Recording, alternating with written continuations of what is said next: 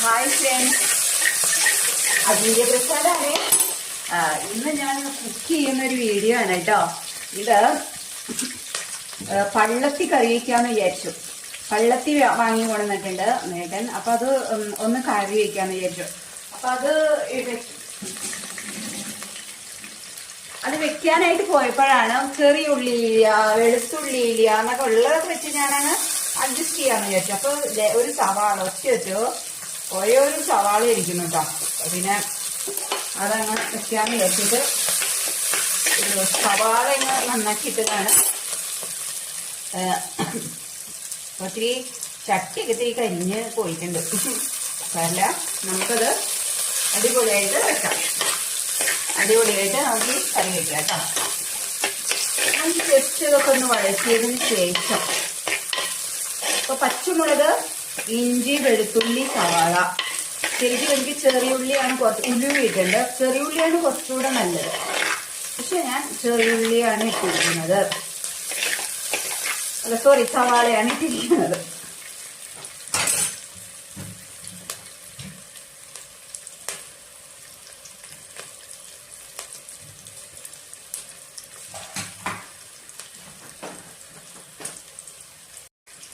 നമുക്കിതിലേക്ക് നാളികേരം അരച്ചത്, ഇതിലേക്ക് മുളക് പൊടി, മഞ്ഞൾപ്പൊടി, നാളികേരം ഇതെല്ലാം ചേർത്ത് അരച്ചെടുത്തു. നല്ലപോലെ അരച്ചെടുത്ത്. ശരിക്കും പറഞ്ഞാൽ നല്ലപോലെ അരയേണ്ട ആവശ്യമില്ല. കുറച്ച് തരിതരിപ്പായിട്ട് അരയണതാണ് കുറച്ചുകൂടെ നല്ലത് തോന്നുന്നത്. മതി.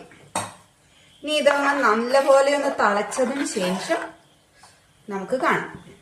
നല്ലപോലെ തിളച്ചു വന്നിട്ടുണ്ട്. കുറച്ച് മാങ്ങയാണ് ഇടാൻ പോണത്. മാങ്ങ ഇട്ടിട്ടാണ് വെക്കുന്നത്. അപ്പം ഇത് ഇവിടെ എനിക്ക് മീനേക്കാൾ ഇഷ്ടം മാങ്ങ അങ്ങനെയുള്ള ഐറ്റംസ് ആണ്. അപ്പൊ ഈ നമ്മളുടെ പള്ളത്തി ഇട്ട് കൊടുക്കാം. കുറച്ച് വേവിച്ചെടുക്കാം. നല്ലപോലെ തെളിഞ്ഞു വന്നു. ഇനി നമുക്കിത് ഇറക്കി വെക്കാം. ഒരു പരിപാടിയുണ്ട്. നല്ലപോലെ ഉള്ളി ചേർക്കേണ്ടതാണ് കേട്ടോ. നല്ലപോലെ ഉള്ളിയൊക്കെ മൂത്ത് വന്നു. ഇങ്ങനെ കണ്ടോ, നല്ലപോലെ ഞാൻ ചേർത്തങ്ങ് കൊടുത്തിട്ടുണ്ട്. ഒരു ശബ്ദം, ഈ ശബ്ദം എനിക്ക് വലിയ ഇഷ്ടം.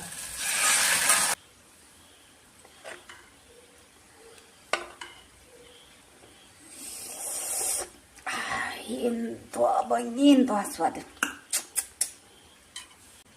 ഹായ്, അടിപൊളി കൂട്ടാനുണ്ട്. ഇതാണ് പള്ളത്തി നാളികേരം അരച്ച് ചേർത്ത് വെച്ചത്. അപ്പൊ എല്ലാവർക്കും ടാറ്റാ, ബൈ.